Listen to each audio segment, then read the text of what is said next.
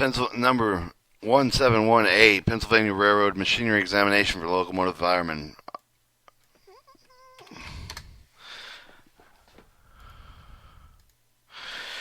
Instruction for locomotive fireman, Part 3, Chapter 16. Qualification and duty for the engineer, general operation of locomotive. An engineer must qualification. An engineer must be be a main of good of the habits, trustworthy, faithful, intelligent. He must be understood with the rules and obey them. He is responsible for the engine and performance. Must not only be skilled in its care and handling, but must know what to do in the case of the breakdown and emergency duty. The first duty for the engineer will taking the charge of the engine and see that there is insufficient water for the blowing, operating with the gauge cocks and seeing what comes out of the pipes. He must know that they are open and working freely, and examining the testing should then be made with the water glass, the firebox flues, and should be examined for the leaks of the given special attention to the crown sheet and bolts, and must know the injectors and feed water with the pumps are working properly.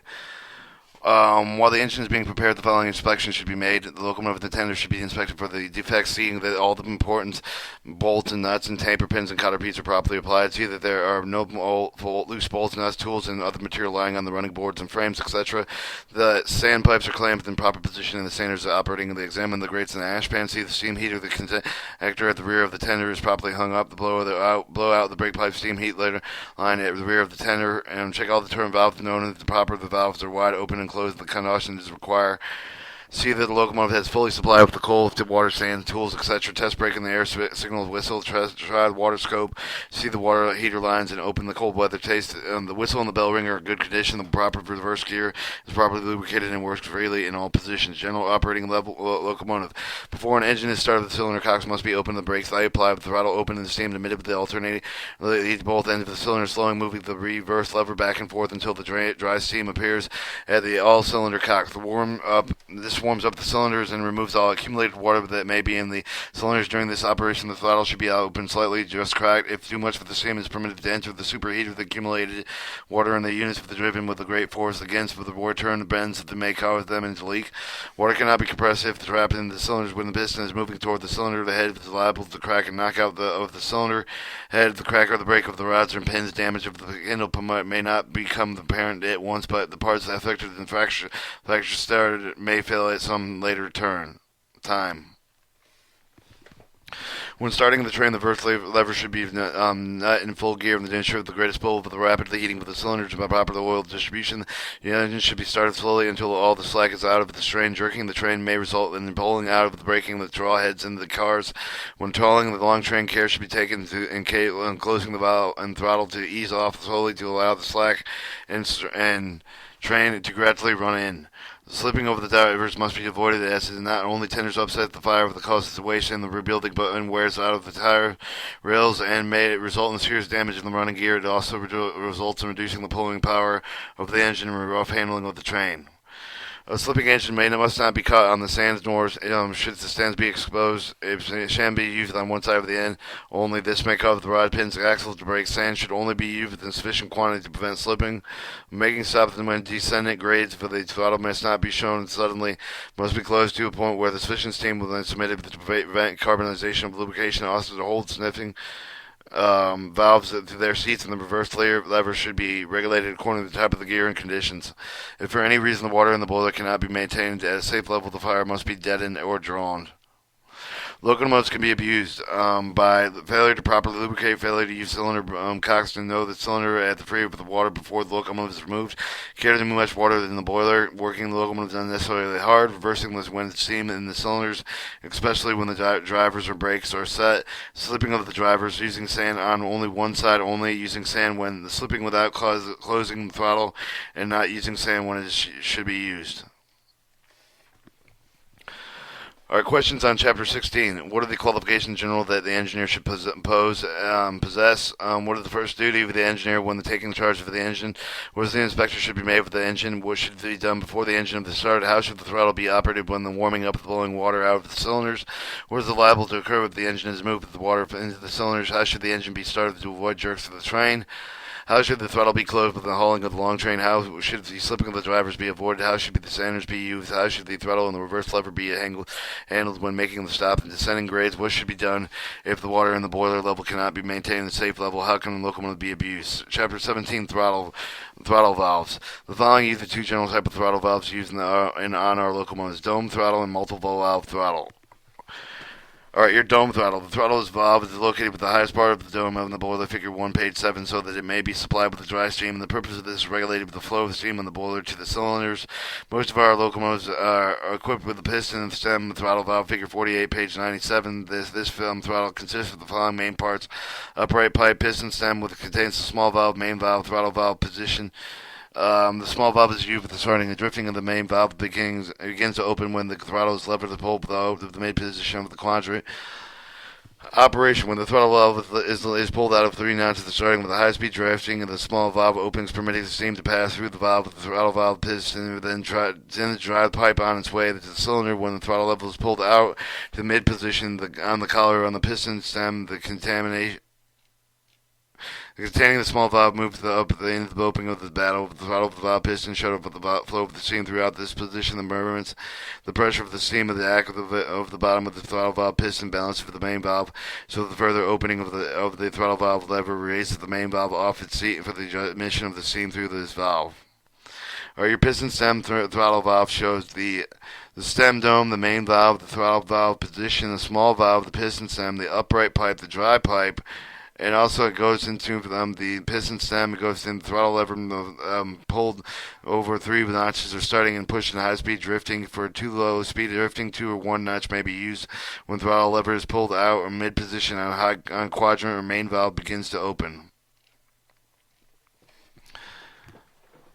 Steam issuing the cylinder cockpit when the engine is standing with the throttle shut off with lubricating closed with an indication of leaking throttle with the drain pipe. However, it may be due to the steam clumping from the water, which may have accumulated in the superheated unit. In this case, it will cease when all the water in the units have evaporated.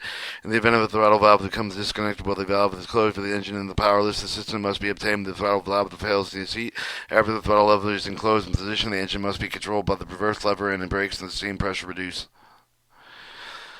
Alright, American multiple valve throttle. General: since the first steam locomotive was built with a steam dome on the top of the valve, has been used in order to obtain the steam the dry possible. In recent years, however, the locomotive boilers has increased in size. The height in the steam dome is necessary to decrease, with the result of that the dome is no longer a suitable place for throttle. It is also the introduction of superheater added with a considerable steam space between the throttle and the cylinders, resulting in a delayed response to the movement of the throttle.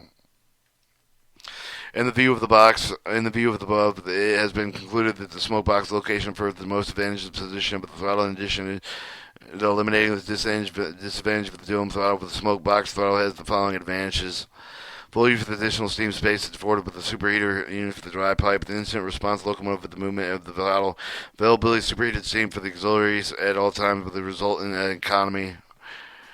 Protection with the superheater units. The superheater units are filled with the steam the entire time there is pressure on the boiler. This protects them from heat passing through the flues through the firebox when the throttle is closed. Operation: the valve of the American throttle opening sequence. The sequence for the intervals between the valve movements are established by the graduated contours of the cams of the camshaft. The main valves other than A valves are identical in instruction, but are assigned a designation B, C, and D, etc., which relate with the position of each valve of the throttle, with the sequence in which each valve is set in position, set in motion, opening in the throttle. Figure 48A, 48B on page 99. The number of the main valves vary from the side of the boiler, range from the 3 to 7. Figure 4BA throttle header and assembly. 1 main valve, 1 A valve, 2 B pilot valve, 3 camshaft, 4 pilot valve seat, 5 main valve seat, 5 A valve seat, 6 main valve cover, 7 pilot valve cover, 8 cam bushing, 9 A cam plugging bearing, 9 B cam bearing, camshaft bearing plug, 10 camshaft bearings, 12 stuffing box packing steam journal, 12A ladder and ground, 13 stuffing box gas joint, stuffing box gland gas joint, 14, 15 main valve cover gasket, 16 pilot valve cover gasket, 17 camshaft bearing plug,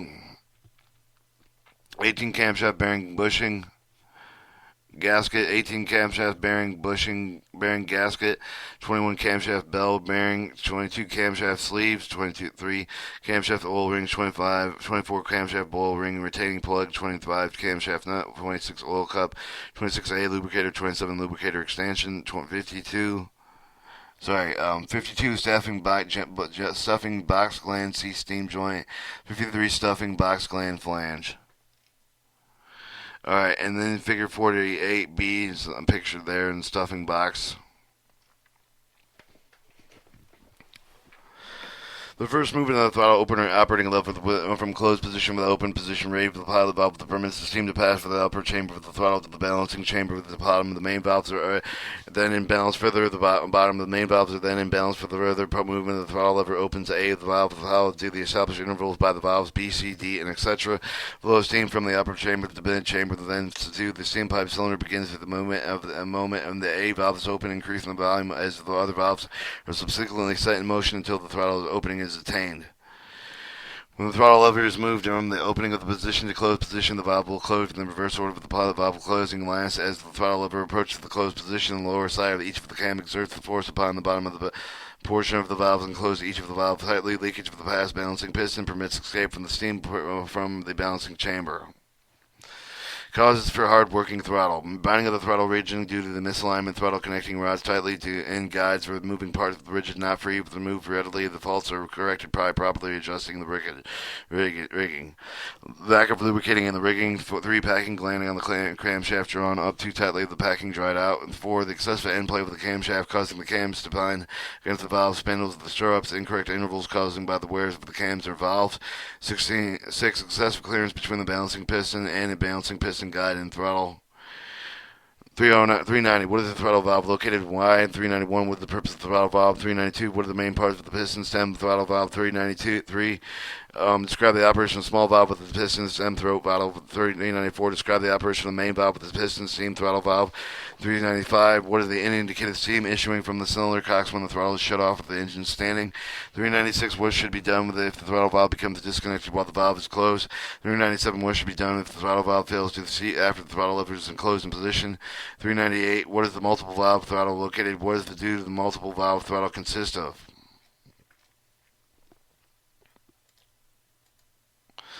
Figure 49 shows the driving box wedge arrangement.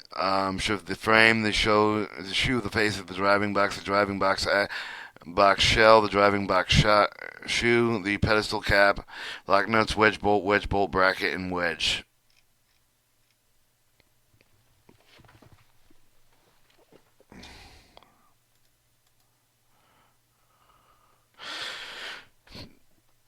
Chapter 18, driving boxes, shoes, and wedges. The driving box for the purpose of supporting the weight of the frames of the boiler on the axle. They are headed for the moving forward with the backward by shoe for the wedge is located between the box and jaw of the frame. The tube for the purpose of the shoe for the wedge is keeping the dry axle on the tram. Take up the lost motion between the driving box and the pedestal at the wear of the progress to prevent the pedestal from the wear. The wedge page figure 49, page 102 is located back with the driving box between the shoe and the pedestal jaw of the frame and the adjustable steel liner that is used. Take up the last motion between the driving box and jaw of the frame. Wedges are adjusted in the following manner. Place the engine over the pitting of having the straight level of the track while the driving boxes are cool. Apply the driving box to take up the slack between the driving box and the front pedestal leg of the frame. 3. Slack off bolt with locking nuts and with no pressure in the cylinders. Adjust the wedge so that the wedge shoes at 1/32 inch loose between the box and the wedge.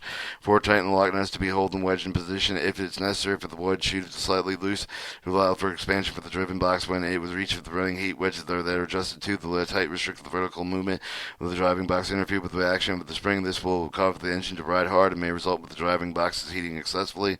Driving boxes wedges should be lined when the wedges have been adjusted to the limit of its travel determined by the length of the wedge bolt. The loss of motion still appear between the box and the shoe. The broken wedge bolt may cause the wedge to be forced up so tight that it restricts the vertical movement of the driving box in the jaw of the frame. This causes the engine to ride hard and the box to run hot. A condition of the kind may be remedied by running the wheel over the block, and the middle block is used to carry the most be taken and stand in the position where there will be no possibility of injury from being struck by the block if it should fly out. Driving box that begins with the heat with successfully made due with the various causes that must be cased within caused with the lack of lubrication from the grease of the pad being struck away from the journal. The trouble may be overcome the tapping end of the grease pad indicated with the expended below the bottom of the cellar with the bar with the force with the grease around up against the journal. Oil should be applied between the driving box or the hub of the wheel without jack of the wheel. Weight can be taken off the hot driving box by running the wheel involved upon the blocking and by placing the blocking between the top of the frame and the saddle. Run the wheel off the blocking and the weight that the disabled box carried will be placed on the frame of the distributed on the other boxes.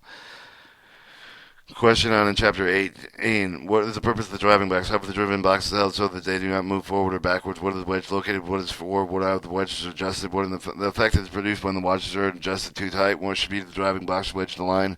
What are the trouble may be caused with the broken wedge bolt? What may remedy with this trouble? What precautions should be taken? What is the most unusual cause with the driving box heating excessively? What should be done when the driving box becomes heating excessively? Chapter 19, Spring Rigging Driving Wheel Tires. Spring rigging. Springs are for the purpose of lessening the amount of shock imparted with the frame of the engine may be classed in the shock absorbent spring rigging.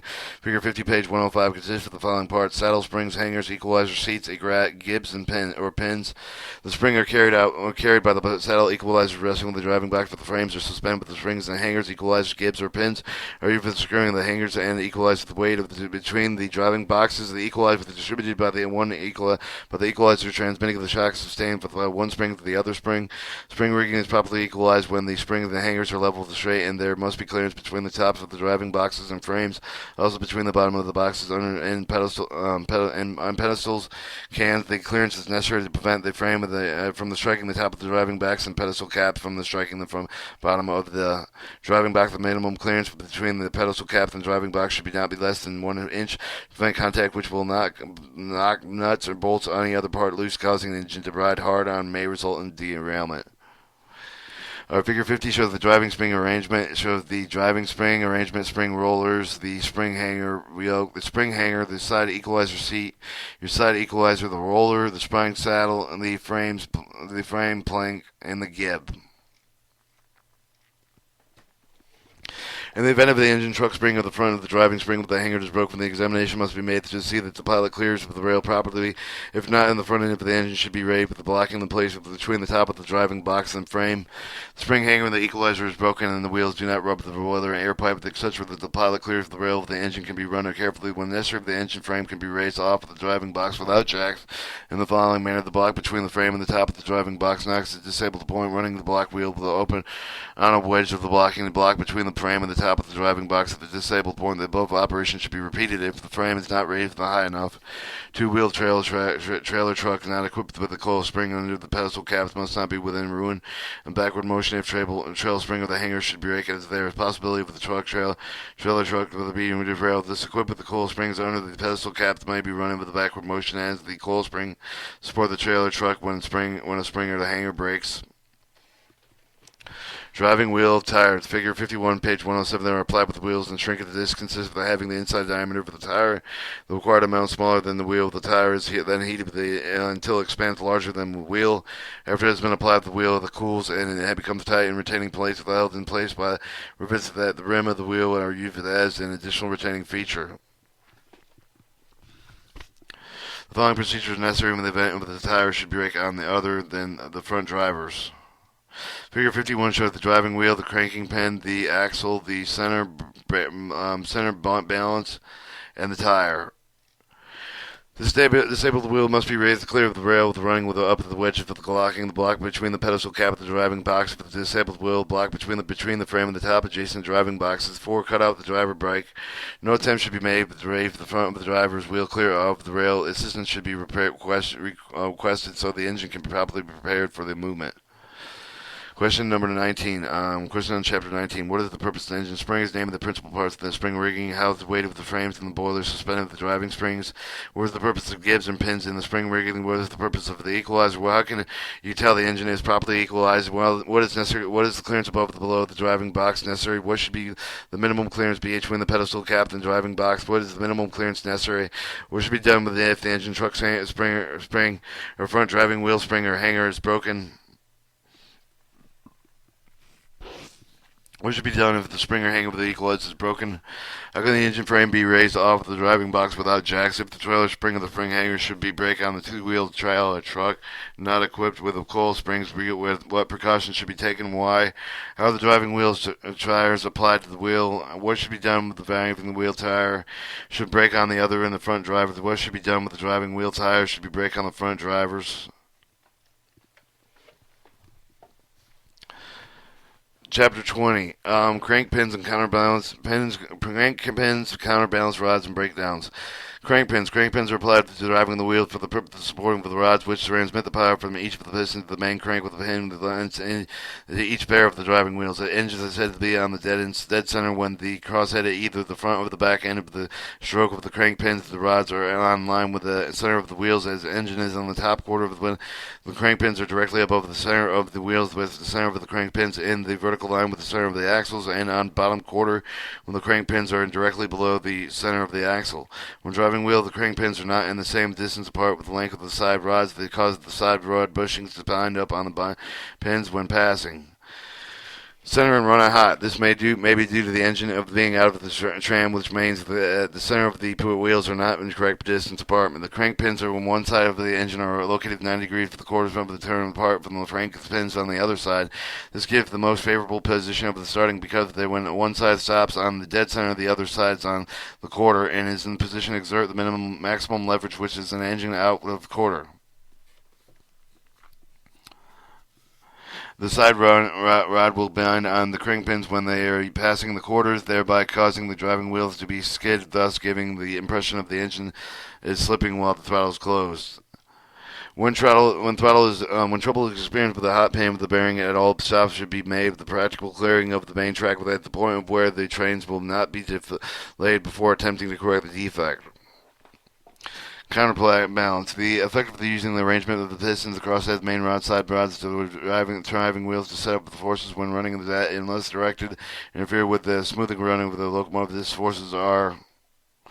forces resulting from the action vary with the revolving parts of the driving wheel, with the weight of these revolving parts, such as the crank pins and the rear end of the mains and side rods, places excess weight on side of the wheels and throws them out of balance. 2. The force resulting from the action of the parts that have been reciprocating to and fro for the movement, such as the piston rod, crossheads, to the front end of the main rod. The movement of these parts is reversed at the end of each stroke.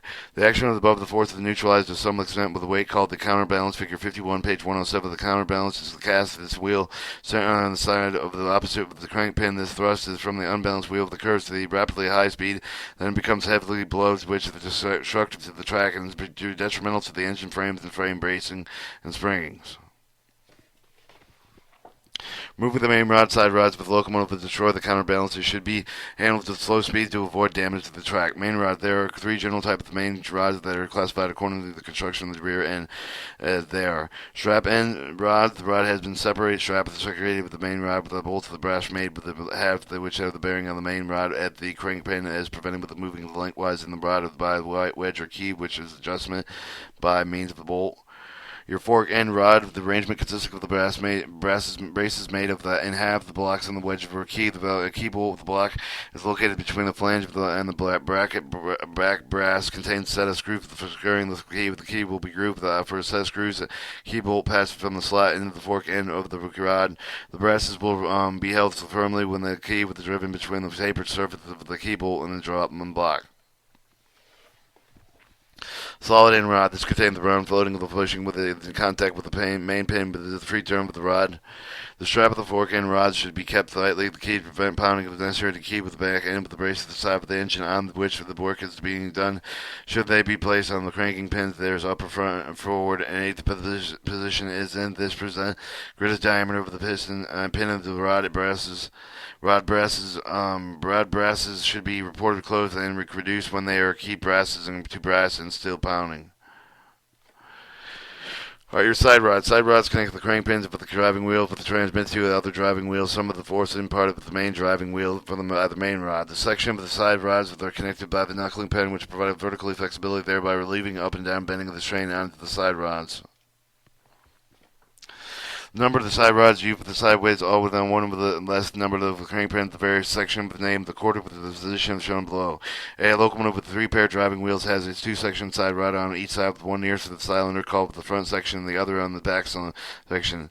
Locomotive with 4 pair driving wheels has 3 sections of side rods. One next to the first section is called the intermediate section. The last one is the back section. A locomotive with 5 pair driving wheels has 4 sections of the side rods. One next to the first section is called the front intermediate section, and between this section of the back section is the back interlocking intermediate rod.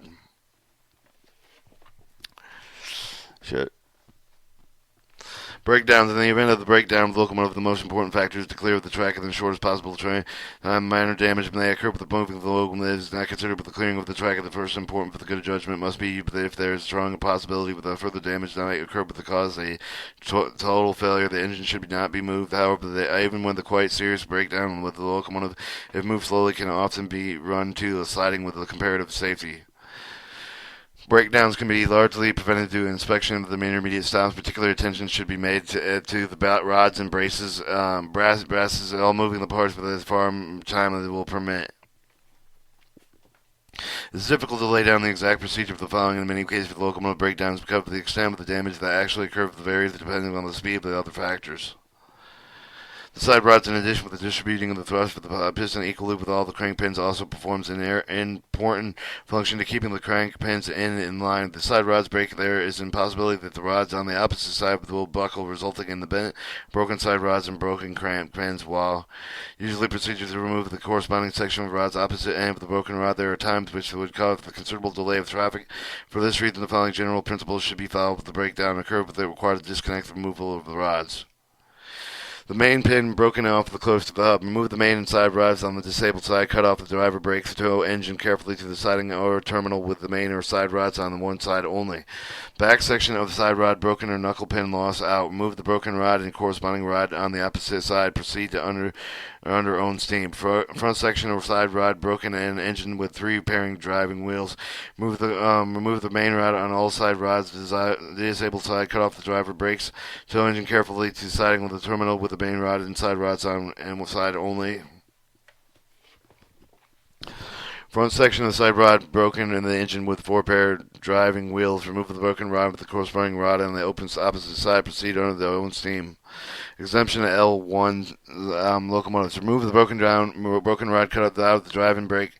Tow the engine carefully to the side of the terminal. If corresponding with the rod opposite side of the damage must be removed. The crank pins on the fronting of the drive wheel will get on the line with the other crank pins and striking the crosshead. This will require the following to be done. Remove both the main rods, block both the crosshead screwing between the locking bolts. Engines will have to be towed into the terminal. Front section of the side rod broken with the engines with 5 pair driving wheels. Take down the broken rod, cut off the driver brakes, tow the engine carefully to the siding of the terminal. Correspond the rods opposite end of the damage caused. Remove the crack pins on the front driving wheel will get out of the line while the other crank pins on the strike of the crosshead. This will require the following to be done. I1. If the locomotives remove both the main bolts from both the crosshead screwing between the locking bolts, engine will have to be towed in the terminal. N1, locomotives remove both main rods, lock of the crosshead for securing the full of the forward position. Back intermediate section with the side rod broken on the engine with the 5 pair of driving wheels. Remove the broken parts corresponding rod opposite side. Also broken section with the side rod. Proceed under the own steam. If not possible, remove the corresponding rods with the opposite side. The following should be done. Remove the broken side rod on the disabled side. Cut out the driver brakes. Tow the engine carefully to the side of terminal intermediate section of the side rod broken or engine within the 4 pair of driving wheels. Remove the main rod on the disabled side. Remove all the side rods on the disabled side. If the rod is broken between the crank pins, the knuckle pins may hold the broken rod sufficiently into base placed and tow the engine to the siding or terminal without removing any of the rods. Cut out the driver's place. Cut out the driver brakes. Tow the engine carefully to the siding or terminal. Front intermediate section with the side rod and broken on the engine with the 5 pair of driving wheels. Remove the main rod of the disabled side. Remove all the sides of the disabled side. If the rod is broken between the crank pins, the knuckle pins may hold the broken rod sufficient in the place of the tow the engine to the side of the terminal without removing any of the rods. Cut out the driver brakes. Tow the engine carefully to the siding of the terminal. Alright, question chapter 20. What purpose of the crank pins? What does it mean about dead center? What is the engine of the top quarter? Is the effect for the crank pins are not on the same distance apart with the length of the side of the rod? What is meant by the engine out of the tram? How are the crank pins on the one side of the engine located in relation to the other side of the opposite side? What is the effect of the engine being out of the quarter? If the hot pin or bearing develops, what should be done? Why the counterbalance necessary on the driving wheels? Where is the counterbalance located? Where are the bad effects of the unbalanced wheels? What is the effect of removing the main and side rods from a locomotive? What are the general type of the main rods and sort of describe the strap end main rod, describe the fork end main rod, describe the solid end main rod. What is necessary to keep the rod brasses keyed? How should it be done when they should remain the rod brasses be reported closed and reproduce? What is the purpose of the side rods? What are the knuckle joints provided with the side rods? What are the names of the side rod section? A locomotive with 3 pair driving wheels, locomotive with 4 pair driving wheels, the locomotive with 5 pair driving wheels. In the event of the breakdown of the locomotive, what is the most important factor to be observed?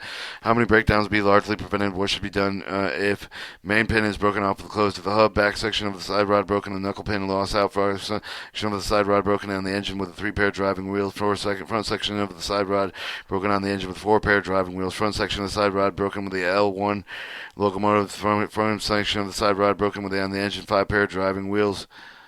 Both front section of the side rods broken and damaged on level on 11 locomotives. Both front section of the side rods broken or damaged on the N1 locomotives. Back intermediate section of the side rod broken on the engineer with a 5 pair driving wheels. Intermediate section of the side rod broken on the engine with a 4 pair driving wheels. Front intermediate section of the side rod broken on the engine with 5 pair driving wheels. Alright, figure 52, position of valve, engine of the bottom quarter, reverse lever and center, cylinder and cock holes, water relief valve, piston, brake cylinder head, port, front cylinder head, port, piston, the steam edges of the valves, exhaust valve.